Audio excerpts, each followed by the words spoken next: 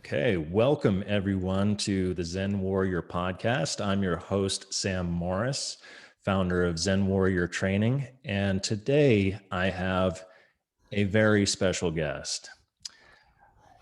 The influence that this woman has had on my life cannot be overstated. Mariane Karou, who is the creator of Dance Alive, has been my single most influential mentor for my life and for my business, and has helped me in so many ways that I can't even begin to describe. And I am just so thrilled and so honored to have Mariane here today with me. And we're going to get into some really interesting discussions. And today happens to be December 30th of 2020. So this will initially go up on social media right before the new year. And I want to jump into talking about New Year's resolutions. And it will be later featured on my podcast in a few weeks. Yeah, so you may be listening now on December 30th, or you may be listening in a few weeks. But regardless, you are going to be getting a lot of great information from this particular podcast. So welcome, Mariane. It is so great to have you here today. Thank you, Sam. I'm happy to be here, and I so appreciate just being able to be with you and witness you doing your work too. Well, And thank you. every time I see anything, a little quote that you do, it just is like so real. And I Mm, really appreciate how real you are. I appreciate you saying that. I really do. Now, when I started to get into Dance Alive, I already considered myself a pretty aware, pretty conscious individual. And what I was struck by was just how much awareness I was lacking. Mm. When I started to train with you, I saw, oh my gosh, Mariane is operating at a whole other level of self awareness. And what really struck me was, and continues to be, the precision with which you are aware of what's happening in the moment. Now, a lot of people will give lip service to the importance of being in the now and the appreciation of the present moment and having gratitude for the present moment, etc., and that the present moment is all that ever exists. But a lot of it can really feel like lip service without the embodied experience that you are actually teaching. And so I want to sort of dive into that a little bit and begin to try to give the listeners here an understanding of how you orient. And maybe we can talk about it in terms of the movement forms that you teach in Dance Alive, because there's this way in which you are teaching your students how to have a laser sharp focus on themselves and on other people in relationship and on their environment that I've never experienced anywhere else. I mean, you are literally moment by moment, not only appreciating the present moment, but it's like slicing it like a hot knife through butter. so, Good so way to talk say about it. Only way to move. talk about the evolution, if you will, of the Dance Alive movement system, and how you have come into the type of precise awareness that you have, that you embody. Hmm. Okay, great. Well, first of all, I just want to say I'm receiving your gratitude and your inspiration, and how inspired you have been and you are, and you continue to grow. And thank you. Thank Yeah. you. Thank Because, you. I teach what I have to teach. I teach what I live. I teach how I live, but it's really the student who brings the teaching to life, and it's what you do with it that makes it valuable and fruitful and powerful. And it's what you've done with it, and it's what all my students who, when they really use the system, that's when they get the results. So, to talk a little bit about the Dance Life system, first of all, I've been teaching for 50 years and steadily for 50 years. And so, obviously, my work has evolved over time. And it took me decades and decades before I actually came up with a system for what I'm actually doing, which is based on a movement cycle. And the movement cycle that I'm working with is being able to feel, being able to observe and evaluate from a bird's eye view, and to be able to direct and put into action what is most needed for you and for the whole team.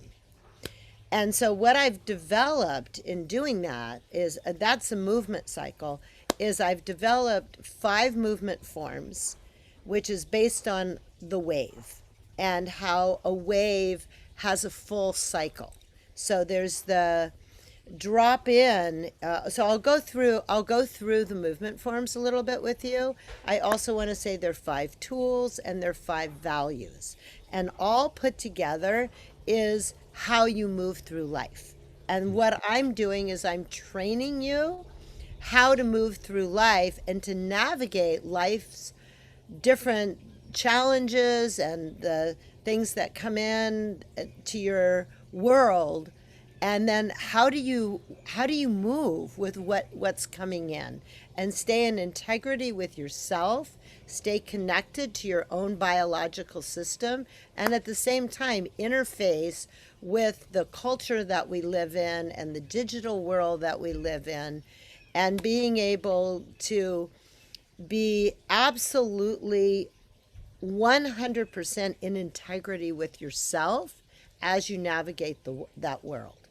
And So, this is really the beauty of what you teach, is that in any given moment, in any given relationship, in any given situation, there is an art and science to the movement that is occurring in that moment, based on what is occurring within the consciousness. And this is something that I had never taken the time or had the awareness to be able to really examine and see. But when you point it out the way that you do and you teach it the way that you do, you see, oh my gosh, it's true. We can break the moment down. We can break every experience down into a wave function that is actually we can actually comprehend what's occurring by being a witness to the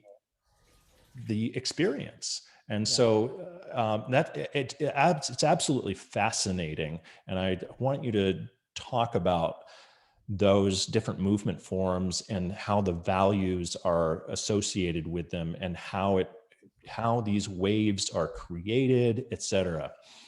Okay. Great. Yeah. So basically, the first value I have is team play. That's one of the first values. And and team play, I'm working with how to team play with yourself, and how to team play with others, and how to team play with the environment.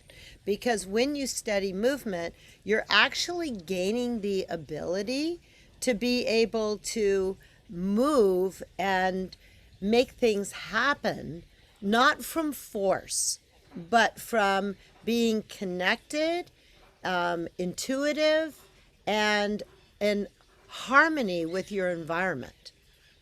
So it's really important when you develop these movement skills that they're based in a value, because you can take the same movement skills and you can use them to tear down, or you can use them to build up. And so this is why I have team play as the number one value, so that as you gain more skill on the movement level, that you're actually channeling that movement in a direction that is building the team of yourself, which is your mind, your body, your emotions, and your spirit, all working together. And you're building the team of the partnership you're in and the relationships you're in, or the work projects that you're doing.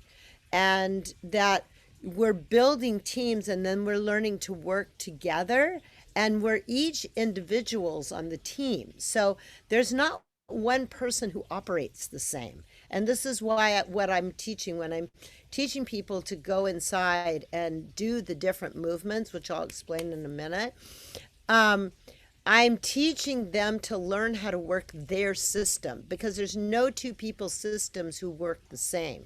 So the movements are all based in the principles of nature. And we all are a combination of nature, but it's how we work our own system. And you can't learn your own system by copying somebody else's system.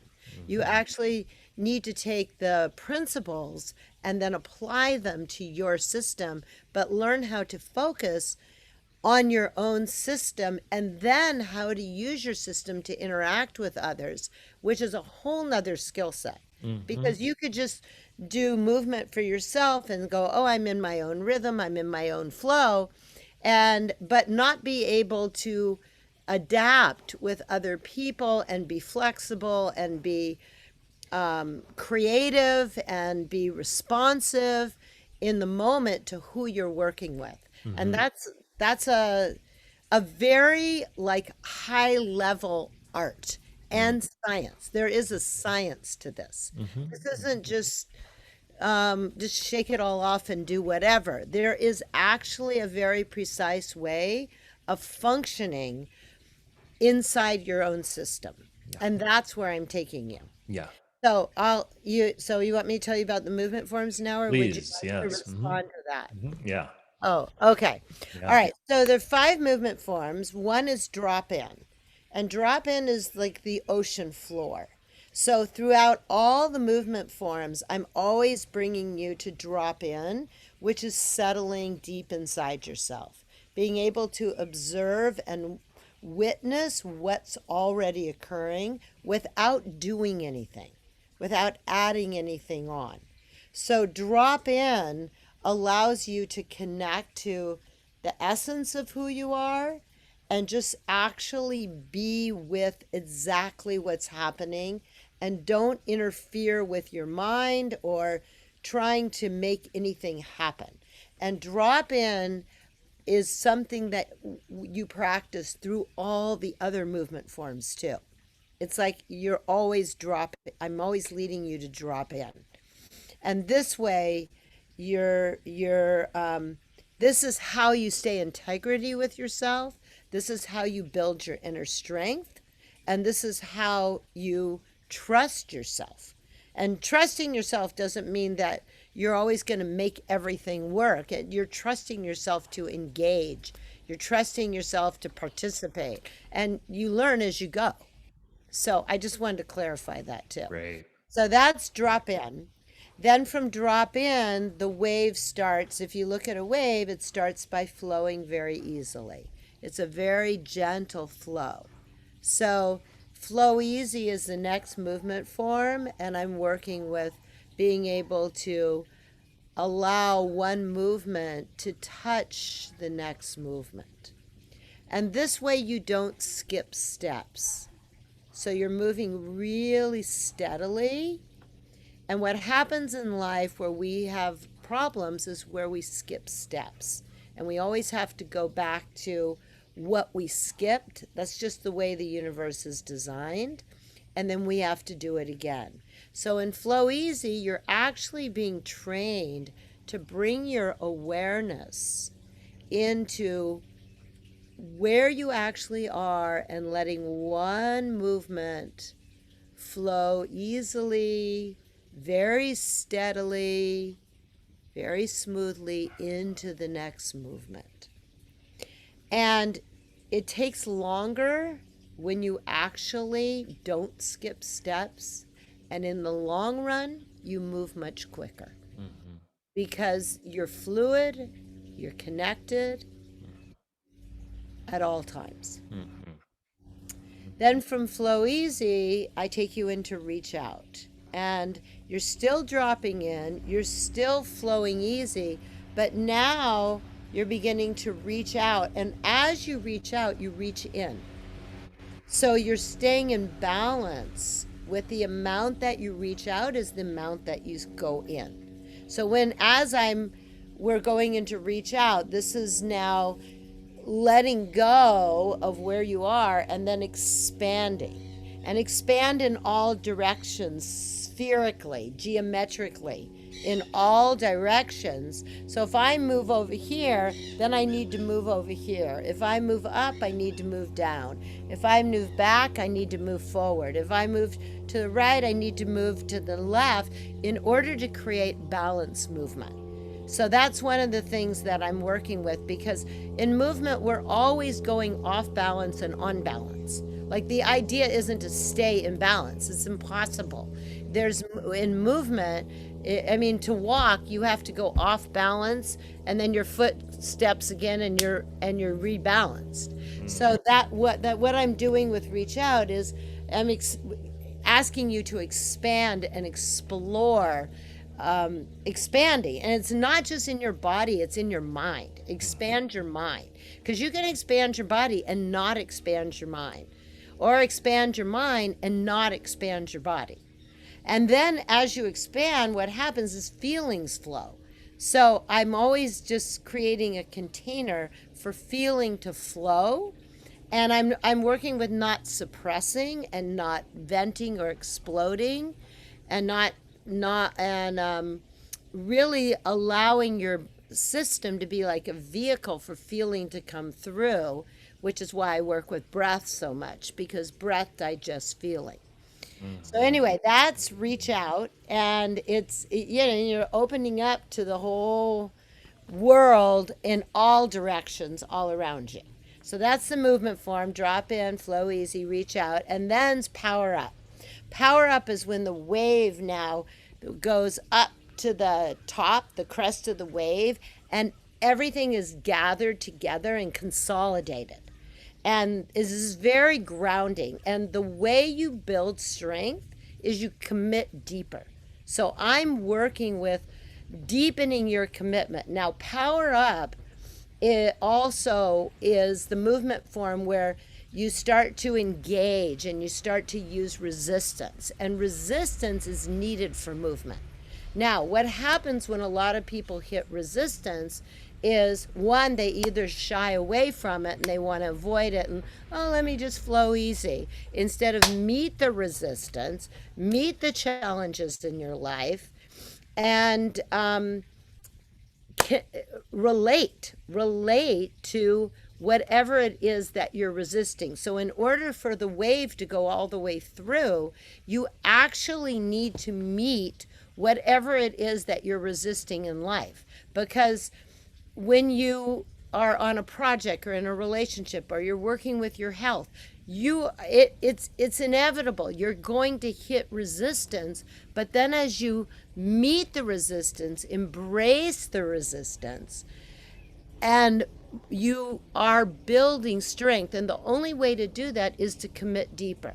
It's not to force your way through.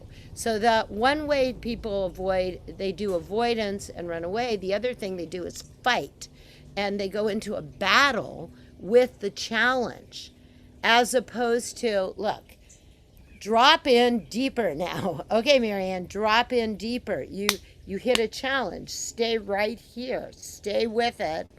Breathe, meet it, engage with it. And then at a certain moment, like, more energy starts being created as a result of meeting that resistance. And it's very like inspiring. Like it feels good.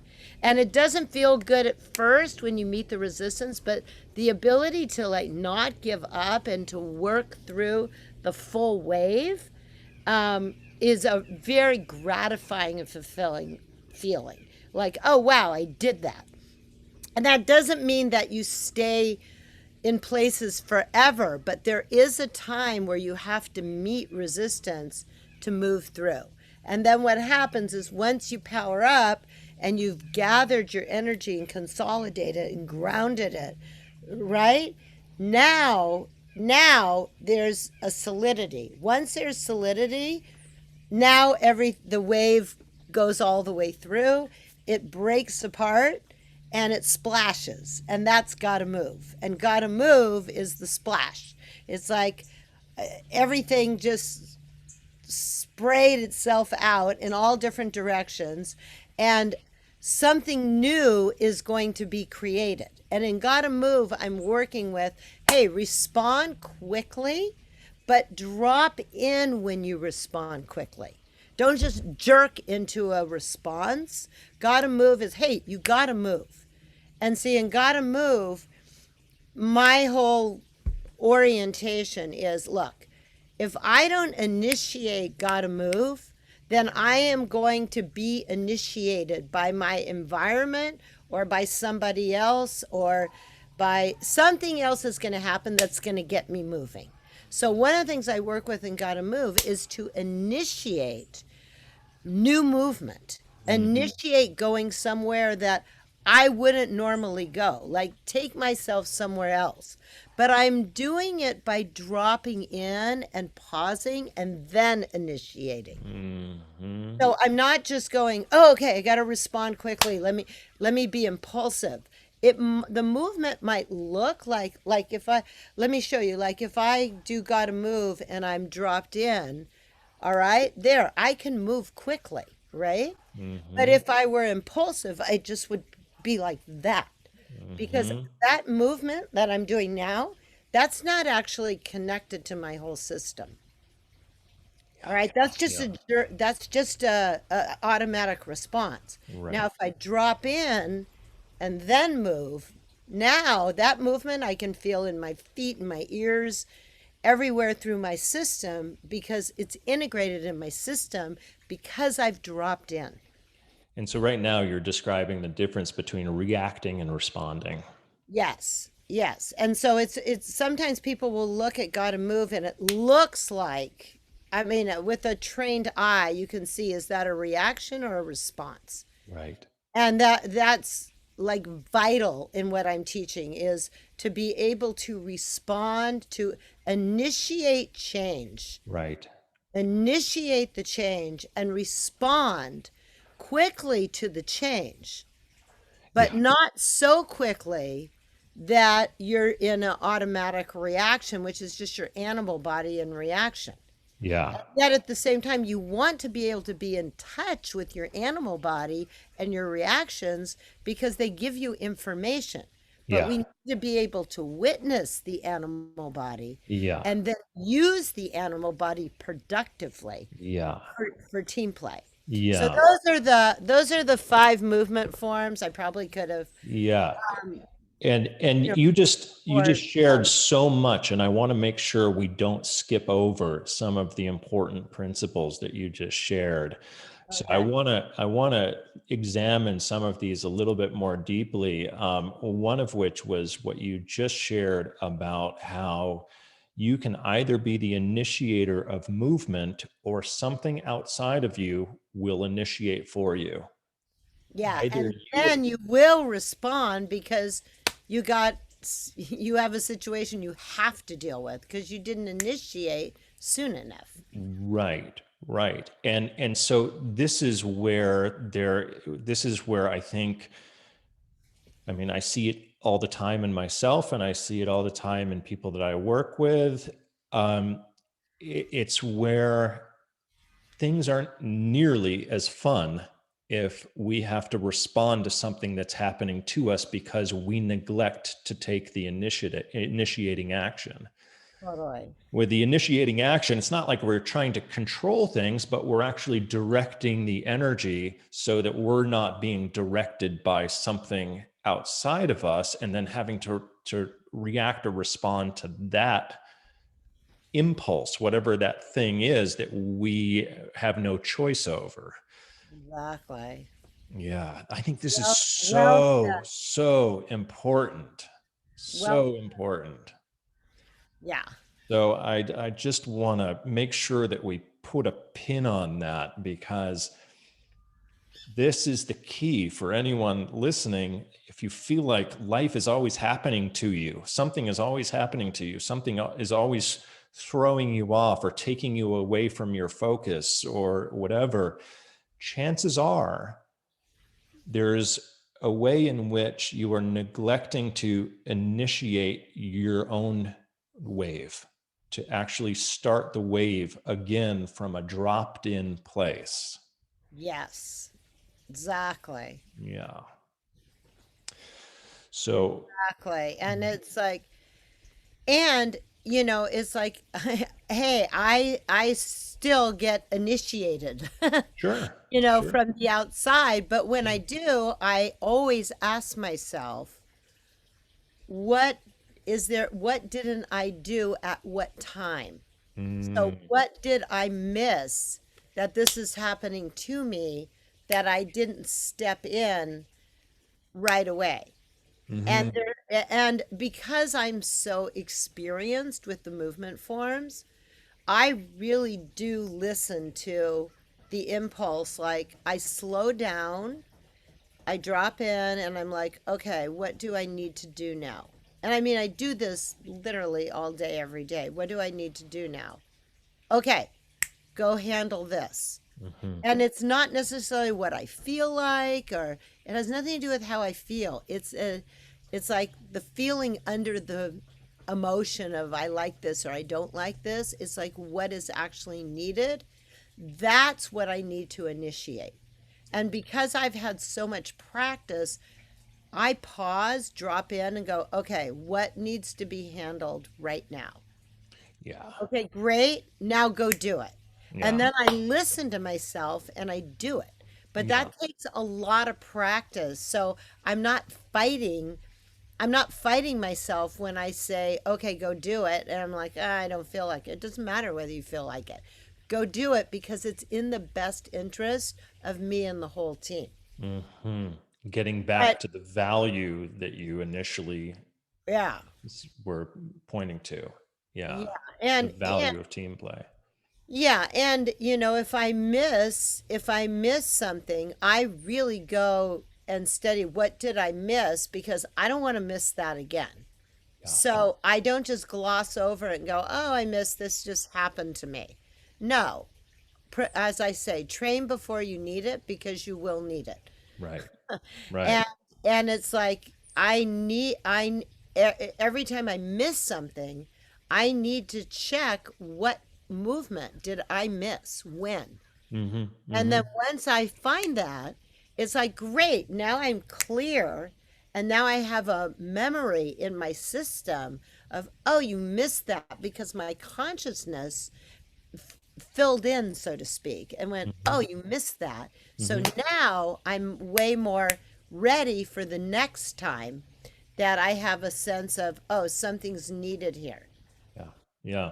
So So, that's how I so do that. what I'm hearing is there's basically two directions that you could potentially go when you feel a sense of irritation of I missed something, something is now happening to me that I didn't choose. There's an impulse coming at me from some external circumstance, and I didn't choose this experience. There's an irritation that comes with it. And so it seems to me at that point, there's one of two directions that you can go. And a very common direction would be to go into frustration and irritation and force and just being like either ignoring the thing or getting upset and doing something with a certain amount of resentment or anger. But what you're talking about is a different direction. What you're talking about is dropping your attention and your awareness inside of your body, and almost kind of going back and noticing, where did I skip a step? Yeah. Where did my awareness miss something that was key? So it's like, in a certain way, it's like the opposite of letting the frustration lead. And none of us like to feel frustration. And so, because none of us like to feel frustration, I think it's easy to sort of let the animal body just kind of go into a, a sort of a scattered and, you know, chaotic state as we work with whatever the thing was. But what you're doing is you're going, okay, there's irritation here. It's time for me to feel more. It's time for me to bring my awareness into something that I somehow overlooked. And in doing so, I'm less likely to miss that again in the future. Yes. And if you don't bring your awareness to it, then you will repeat it in the future, Mm-hmm. because you never brought your awareness into how it happened in the first place. Right. So, of course, if you don't have the self-awareness to examine how it happened in the first place, you're going to repeat it, because you have a blind spot in that area. Mm-hmm. Totally. Yeah. So it's Yeah. so, And it's like, hey, I let myself be frustrated or irritated. Like if I that there's not I don't have a problem with that feeling. yes. I don't have a problem with it. Well, of course I'm irritated. Something needs movement. Yes. So irritation is a sign that movement is needed somewhere. Frustration is a sign that, oh, it's movement is needed somewhere. Right. So I'm not trying to push down frustration or irritation. I'm like, okay, great. My body's giving me signals of yeah, I'm irritated about something. Okay, great. Thank you for the information. So that's what I'm doing, is like thanking my system for giving me that information. And Yeah. then what do I need to do with that information is I need to communicate. I need to not communicate. I need to do this. I need to not do this. There's a movement that is needed. And there are Yeah. two kinds of movement. There's an active movement and there's a receptive movement. Mm-hmm. So sometimes The yin and the yang. the movement is to not do, Mm-hmm. and other times the movement is to do. Mm-hmm. But if take the feeling of, let's say we're talking about irritation right now, but it could be any feeling, happy, sad, mad, scared. Mm-hmm. Everything's a derivative of those four feelings. Mm-hmm. I take that feeling and I embrace it, and then I drop beneath it to find the movement, Mm-hmm. and then do the movement that's needed, that's most needed for the project I'm on, for the relationship I'm in. So it's not just me. It's how do I work with the whole? Yes. Take the feeling and embrace it, and then drop beneath the feeling. Right. And That find the I want movement. to make sure that I reiterate for you. Take the feeling, embrace it, and then drop beneath the feeling. Yeah. This stuff is so natural to you that you could easily just keep on communicating, and it would be a valuable thing. I have to be like, okay, we need to focus on that for a moment, Good. because this is something that is crucial that so many people don't know how to do. Take the feeling, embrace it, and drop beneath it. It's great. It's one thing that this is bringing up for me is a sort of, maybe kind of an unconscious idea that living in spirit or embracing a spiritual type of lifestyle means that you are feeling good all the time. And and yet that is completely inaccurate.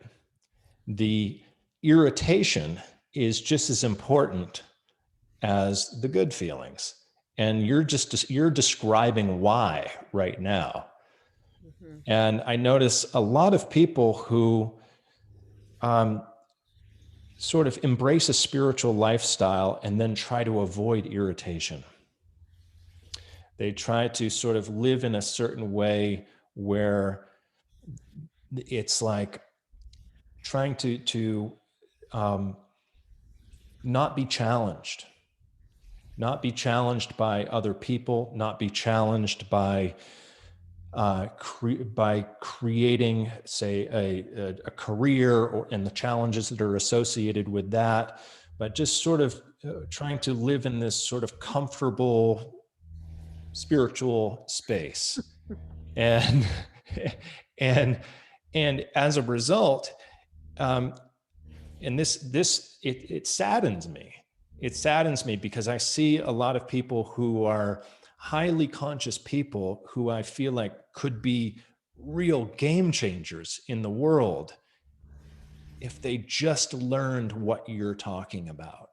Mm-hmm. If they just learned that the irritation is just as important as anything else, and that it's not about living in a way that avoids or bypasses irritation, but living in a way where the irritation can inform your awareness, where the discomfort is a catalyst for greater self-awareness.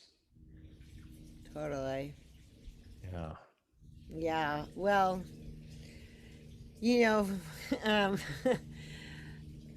yeah. I mean, I've been married for 40 years. I've raised 3 kids who are now all married and have 4 grandkids. And so I'm really down to earth because I everything I'm talking about is what I end up is what I've lived. Mhm. And um it's a lot of it takes a lot of kindness and heart to be able to practice what I'm teaching. So when you're talking about irritation, it's like um it's easy to think, well, where's the heart in it? Well, it takes a lot of love. It takes a lot of caring to be able to embrace your feeling Yeah. and then drop in and then move from there. Yeah. And if you look at children, like I had one of my the grandkids over this weekend, they fall down, they get hurt, they cry, and they get up again. Hmm. And it's like, that's actually natural. But Hmm. kids don't learn to walk by not falling down. Hmm. And if you hold their hand forever, they don't learn to walk. But, if you let them explore and let them go through the frustration of the next step in life, they develop confidence that way. Hmm. And Hmm. so I mean, that's the practical aspect of this Yeah. is actually the way you develop confidence. And like, Right. I believe in people, so Right. what you're saying, it's coming from heart Right. to be Right. able to embrace all of life and not Right. just try to have the good feelings, because those also have to be embraced, Right. because Right. there's a certain amount of good feeling. People go, that's enough good feeling, I'm not going to have any more of that. Uh-huh. Uh-huh. So it's like all the feelings need to be embraced. Yeah. But then we've got to drop beneath them to find the movement that's actually needed. Mm-hmm. And that's where your intentions and goals and your direction play a absolute essential role in where you're going in life. Because if you're living by your direction, you're not living according to this emotion or that emotion. Yeah. It's your direction that's leading you. And Yeah. that's the same with the kids. Like a little kid, their direction is to walk, Yeah. you know, and they naturally will get up and try walking at a certain point. Yeah. Yeah. So, this is like real life, Yeah. know? Yeah. I'm glad you brought the example in of the little kid learning to walk, because something that I became aware of when training with you is the way in which the evolution of self-judgment becomes the biggest hindrance Mhm. towards movement. And when a little kid is learning how to move and learning how to walk, they're experimenting without self-judgment. Right. And I remember you pointing out during at least one class, maybe more, where if a kid tries to stand up and falls down, it doesn't fall down and then say, "Oh my gosh, I'm never going to be able to do this. This is too hard." Right. And it must just be that I'm not cut out for walking. Yeah. It doesn't have that way of thinking. It just keeps trying and it keeps trying, and it goes off balance and it falls, and it goes off balance and it falls, and eventually it learns how to stabilize. It learns how to find that stability underneath its feet. And I really feel that this is a big part of why children learn so rapidly and adults learn so slowly, is because children have not yet developed self-judgment to think that they should be farther along than they actually are with learning a skill. So true. And that's why, I mean, the environment that I create is one that's really non-judgmental and it's very encouraging. Like, Yeah. just get up and keep going, Yeah. and everyone, in my opinion, is actually doing their best. So if Mhm. someone said, well, I could do better. Well, if you could do better, you would do better. Right. And outside of that, like, we're learning what we know how to do, we know how to do. What we don't know how to do, we don't know how to do. Right. And we're here to learn. Right. So I think the most important thing is that we get the encouragement. Just keep going. And there's nothing wrong with falling down. There's nothing wrong with not knowing how to do things. There's nothing wrong with making mistakes. Like, this is how we learn. And Mhm. this is movement. That's what movement is. Yeah. It reminds me of something that you shared years ago that I've shared so many times. And there was these moments of wisdom that would just pop out in the middle of a workshop. And I would think, oh my God, that's just, I mean, if I wrote them all down, we would have the second Tao Te Ching, but I had to try to remember them and take notes in my mind. And one of the things that you said that struck me very profoundly, and that I've shared a number of times since then, was self consciousness is a lack of awareness of the self. And it Mhm. was just like, boom, whoa. Self consciousness is a lack of awareness of the self. Like, being in a self conscious state means that you're looking at a mirror versus looking at the actual self, actually being in the actual self. It's like looking at a reflection of what you think is yourself versus actually being in yourself. Right, right. Yeah. That's So, great. You remember that. Yeah, we aren't naturally self-conscious. yeah. That's like, something that you got trained into to be self-conscious. Yeah. And, what I'm doing is helping people unwind all these value judgments and self-consciousness so that you're conscious of yourself. You can't be self-conscious. Yeah. You Yeah. can't be there because you're conscious of yourself. You're in yourself. Right. Right. You You're know, embodying yourself, not you're looking at embodying yourself. the You lens of can't who you be think that self-conscious. people think of you as. I know. Yeah. My husband would always say to me, "I can't believe how unself-conscious you are," and I'm like, "Well, I just am. Yeah. I'm not self-conscious because I don't think I should know more than I know. Right. Right. And if I don't know something, well, I'll learn it." Right. It's like And you've wiped the fog off of the mirror.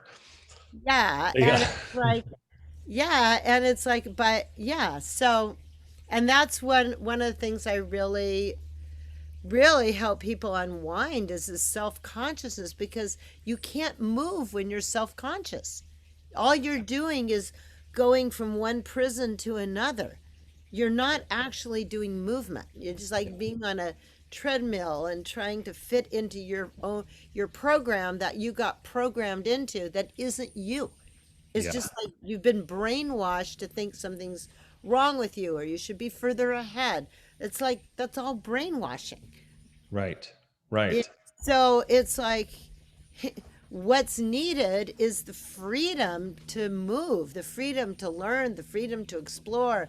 Like go out and, you know, it doesn't matter how many relationships you're in. It doesn't matter how many jobs you have. It's like go out and live, and you'll learn as you go.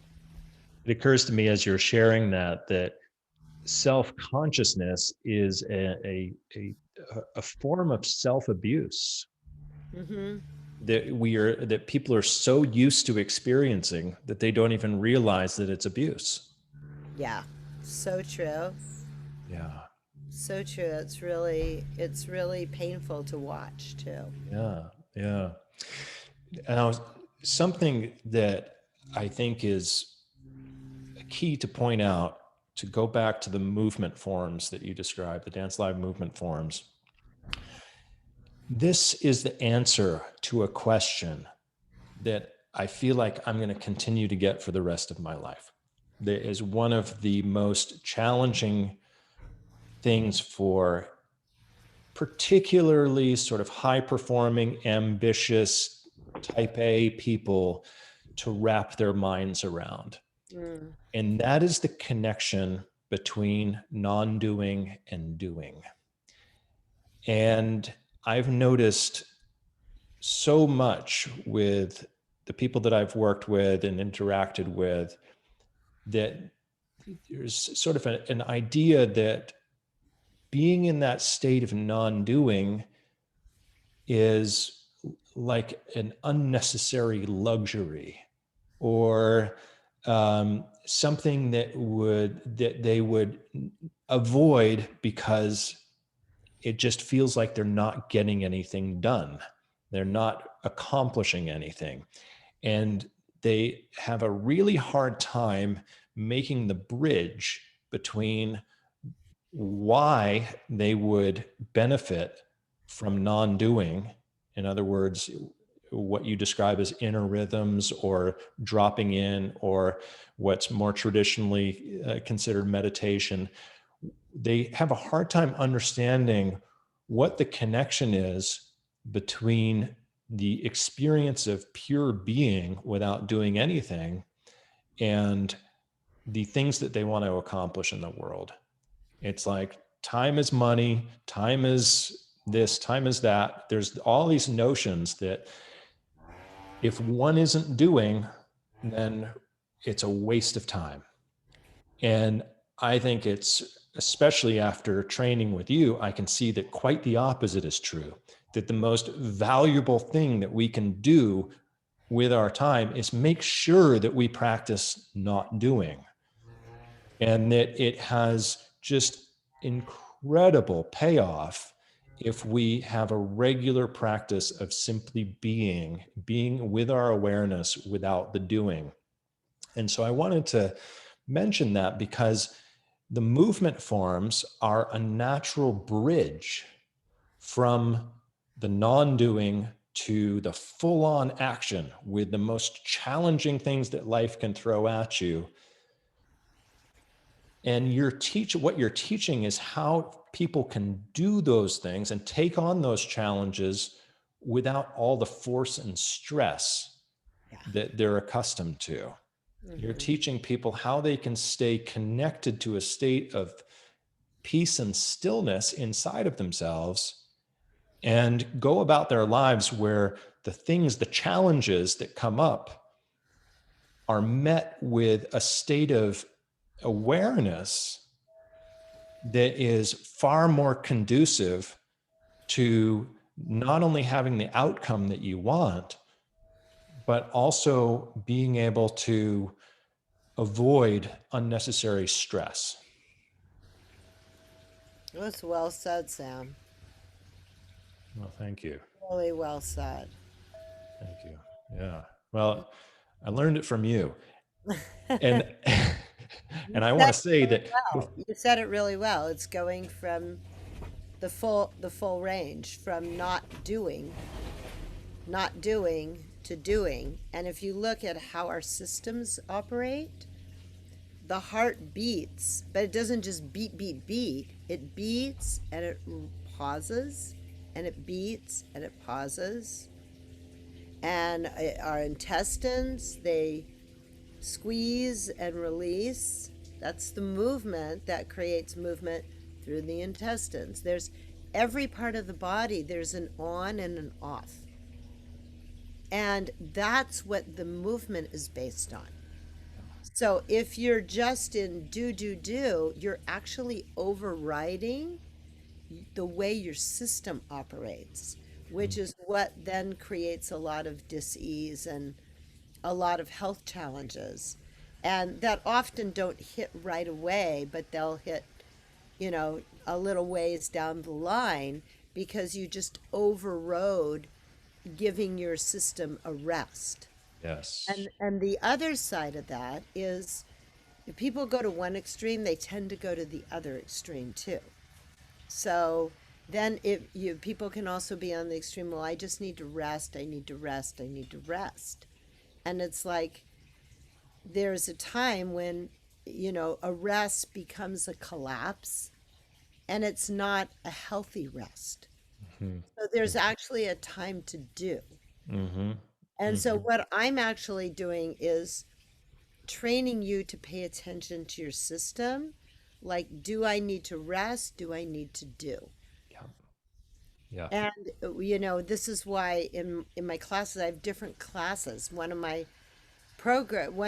movement classes is inner rhythms, which is a meditation where I'm dropping you into your system and it's all about not doing. And then I have classes that are ride the wave, where you're actually dropped in, but you're going through all the movement forms and doing the activity of all the movement forms. But we actually need to be trained on both sides. We need to be trained to do and trained not to do. And when I say trained, I mean be able to precisely generate energy from our own system a little bit more all the time Mm-hmm. so Mm-hmm. that we're gradually growing and expanding. We're Mm-hmm. not doing like if you see something that just happens like boom, like that, there was a buildup that happened, like an earthquake or a volcano.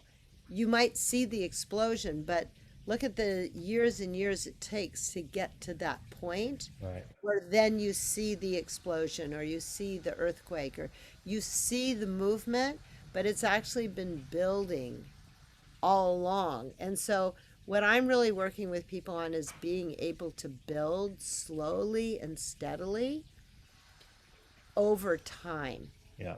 And to do that, you need to have not doing, which gives you time to integrate, gives you time to digest. It's very soothing and calming to our whole Yes. system to be able to rest. So then when you go to do activity, you're coming from a place of stillness and rest. Like you're in the center of the movement. And Mm-hmm. then you're doing the movement. And then Mm-hmm. you do or you work at work, and then there's a time to pause. And in a sense, we're doing that all day long. And so, what I'm actually training you to do is to do it automatically. Like the more you practice being and doing all day long. And there may be stretches more of doing and stretches more of being, but they're well integrated in your system Yeah. because Yeah. we need both. So you don't go to these extremes that really create tremendous health challenges. Yeah. I feel like you made a very good point. that I want to reiterate, which is resting versus collapsing. Hmm. That there is such a big difference between resting and collapsing. And I remember at one point you shared that you never really get exhausted. You work all day and you work hard all day and you're dealt with challenges all day, but you never really get exhausted. You said, I get tired, but I don't get exhausted. And what I took from that is that so much exhaustion, what we consider exhaustion, is from when we are reacting to life all day, reacting, reacting, reacting. And because of that, that's really taxing our brains and bodies to be reacting to things constantly over the course of an entire day. And so it is exhausting, very, very taxing. Whereas because of the fact that you have been immersing yourself in your being and in the non doing for so many years now, you have trained your system to be able to experience sustainable energy throughout the day. Where at the end of the day, you may be tired and ready to rest, but you're never exhausted. And when you rest, when you relax, one thing that I've noticed about you that I try to constantly be aware of in my own life is you don't tune out, you tune in. Hmm. And there's a big difference between tuning out and tuning in. Hmm. It's like a, a lot of people think resting is tuning out for a while, either being on social media or being on, watching TV or drinking alcohol or smoking weed or just something to tune out a bit. Let the sort of tune out the world. But you actually go the other direction. You tune in. Yeah. When you rest, you go into an inner state of being that is very, very aware. Your form of relaxation, and I've discovered this through doing your inner rhythms classes, you can, in the inner rhythms workshops, we could do 4 hours straight of meditation. And the practice is staying awake and staying aware that entire time because you're not tuning out, you're tuning in. You're keeping your awareness deep inside of your body. And the challenge is it's so very difficult to for especially beginners and novices to go inside and not just immediately fall asleep Yeah. because we're so used to tuning out. We're so used to checking out. And so it's a very, very sharpened awareness that is required to be able to relax and rest and not tune out and tune in instead.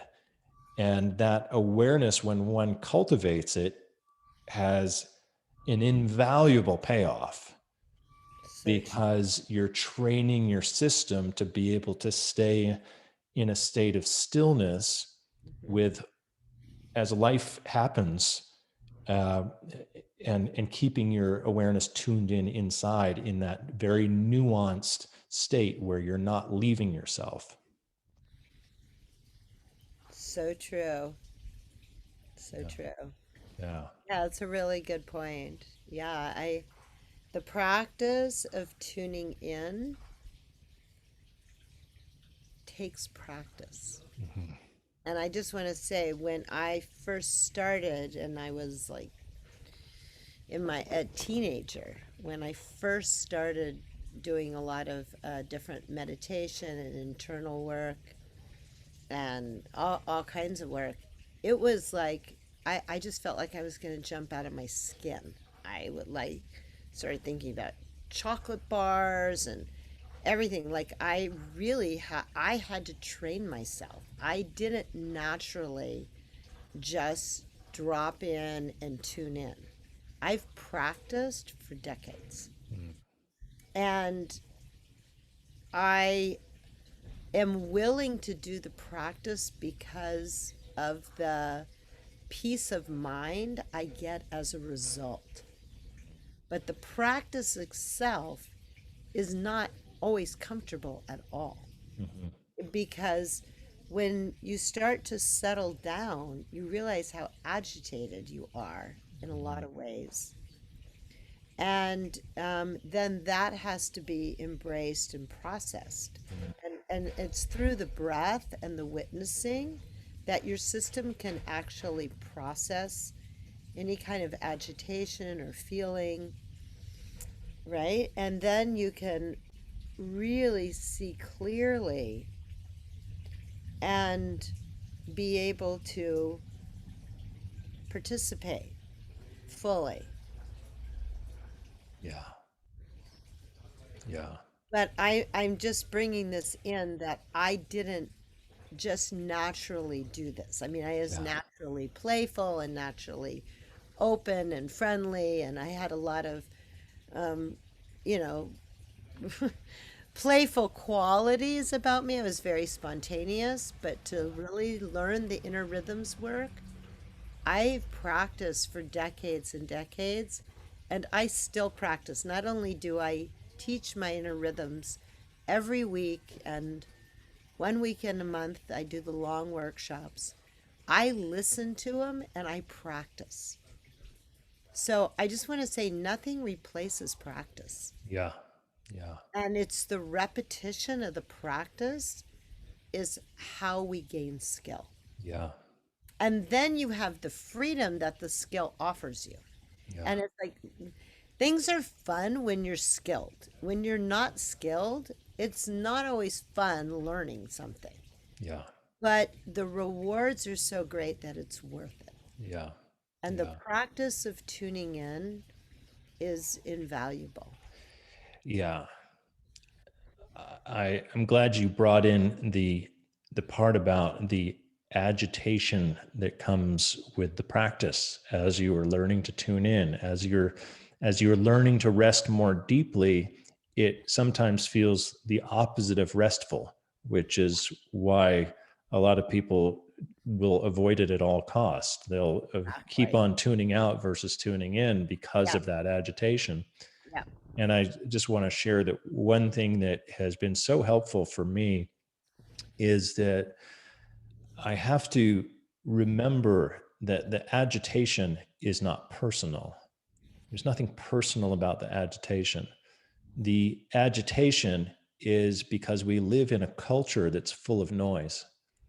And that noise shows up inside our own bodies, inside our own systems. We're aware of the noise. And I'm not just referring to the noise of traffic and the noise of lawn, grass blowers and that type of thing, and lawn mowers and the obvious noise. I'm referring to the subtle noise of our culture, the subtle noise of the messages that our culture teaches us, the unconscious imprinting from ancestors, from religious traditions, from the whatever imprinting we receive from our family, our geographical locations, where we grew up, what the culture was like where we grew up. All of those things create this noise inside the system that is not personal. It's adopted from because we naturally adopt whatever noise is around us in our surroundings and in our ancestry and in our conditioning, but it's not a personal noise. And that's I think, one of the big keys that I've had to learn myself to be able to tolerate and move beyond the agitation is Mm. getting that none of this has to do with me personally. Yeah, it's true. Yeah. That's a really good point, is the level of noise in the culture and all the imprinting that creates so much noise. Yeah. And that's why it's really important to train ourselves to focus. Yeah. Because when you focus internally and you tune in, there becomes a flow of energy. Yeah. And then you're riding the energy as opposed to being overridden by it. Mm-hmm. Mm-hmm. And that's the noise you're talking about. It's like something's riding over you Mm-hmm. as opposed to I'm riding this wave. Mm-hmm. Mm-hmm. Mm-hmm. And because there's so much cultural imprinting, conscious and unconscious thought, I mean, we we receive input on many levels, and to be able to filter through the input and actually find your own voice is what happens as a result of learning the practices. Mm-hmm. Mm-hmm. Then you find your own voice, you find your own truth, your own way. Speaking of your own truth and your own way, we are at the time of this recording, we are just about to head into 2021. And this is when most people set some form of New Year's resolution. And so often, those New Year's resolutions get ignored or broken within weeks or months or even days after they are set. And then only for the person who has set them to experience a sense of failure or futility, that they did not follow through with what they said that they were going to do, what they thought they were committing to. And one thing that I've noticed about the way that you train your students is that there's a direction that you give for people with the movement forms, with the movement forms training and the training in being able to understand their own value system, that helps people to be in the embodied experience of their resolutions or their intentions. And so I think that a big problem with resolutions is oftentimes these resolutions will come from the noise versus from the self. Right? Yeah. For example, someone might think that they need to lose 15 pounds to feel better about themselves, but they're coming from a place of self judgment and self consciousness versus from an embodied place of what's actually true for them. And so I want to give you an opportunity, and I really want to hear from you again, because this is all great stuff to keep reinforcing what the difference is between having an idea of what a good goal is for yourself and actually being able to embody your intention. Hmm. That's great. Great. Well, I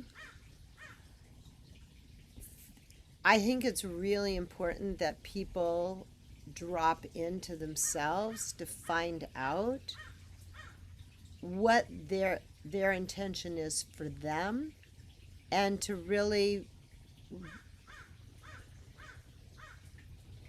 look very carefully at whose intention is this? Is this intention coming from something that deep inside me I really desire, I deeply desire, and I'm so lined up with it? Or is this intention coming from I need to do this to be good enough or to keep up with someone, or it's coming from outside yourself. It's like someone else's good idea or opinion of what's going to make you happy and healthy, or what's going to give you value and or self-worth, and if I only did this I'd be worthy. And it's like I don't put my focus on outward performance. I really bring everyone's focus the way I orient, which is, well, what's my next step? And so I actually orient step by step. That doesn't mean I don't make plans. I obviously have a schedule for the entire year, which I show up for. You know, I have my 2021 booked completely um, in regards to my work, but I, I'm not coming from performing something outside myself. I'm coming from, oh, this is my next step right now. And it's my next step. So it really doesn't matter what anybody else's next step is. It doesn't matter to me what other people's goals or intentions are because I'm not them. Mm. And you know, I have to keep paying attention to what's right for me.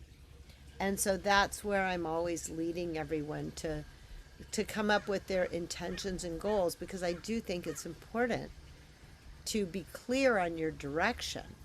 It's just, it has to come from you. Mhm. And what happens in the process of people going through their goals and intentions is they also uncover a lot of times, well, this wasn't really my goal.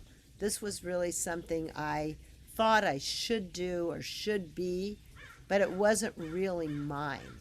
Mm. And that sometimes, you just have to go with what's on the surface. And then in the process, you'll uncover, is this my goal? Is this really what's important to me? Is this my intention? And so when it comes from an internal inspiration, there also doesn't have the same sense of timing. Like for me, it's like, hey, I'll get there when I get there. And the reason I say that is I do consistently work at moving in the direction of whatever my intention is. But I'm not being pressured that I have to get all this done at a certain timetable because I have to navigate the timetable based on so many situations that I don't even know what they are until they show up.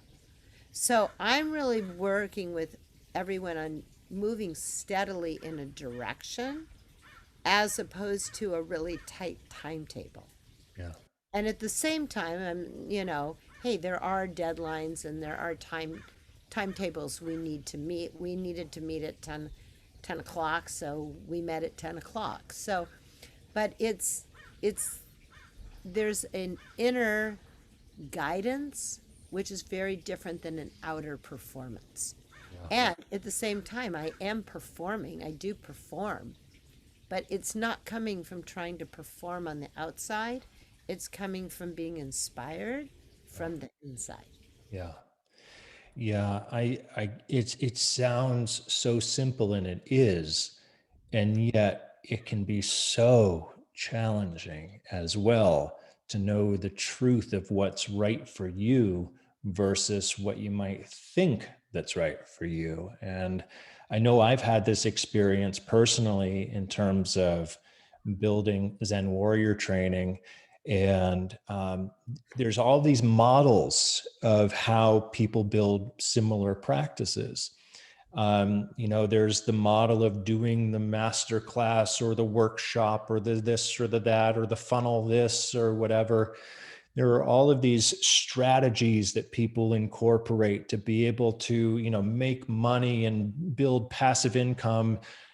Not that there's anything wrong with any one of those strategies, but I have found it is so easy to look at the end result that I'm looking at of having more impact and obviously having more financial abundance as well, and think, well, I'll follow this system. I will buy this person's marketing program and do what they say because this is apparently a way that works, and sort of be seduced into thinking, well, if this works for them, then of course it's got to be the thing to do. But overlooking what might actually be more true for me in terms of my own timing, my own pace, being in integrity with my own body, my own capacity, capabilities, my own creative impulse and inspiration. All of those things have to be lined up in order for that to work. Otherwise, if I take someone else's model and strategy and try to adopt it and make it work within my own direction, and there are things that are off about it, I'm not going to follow through because it's not what's right for me. Yeah. And I think that we're constantly being barraged with messages about how to do things based on other people's experiences and what they want to market to us. And especially things that will appeal to that part of us that wants to make things quick and easy, make the easy money or whatever. It's very seductive. And, but if it's not in alignment with what's actually true for my own personal timing, in the balance of my life and everything else, and how I can stay in integrity with myself, then it's going to do more harm than good. And so um, everything that you're sharing seems so simple and so self-evident, but can be so challenging, because we can be thinking that we're actually listening to ourselves when we're listening to some other voice that isn't actually true for us. Mm-hmm. So true.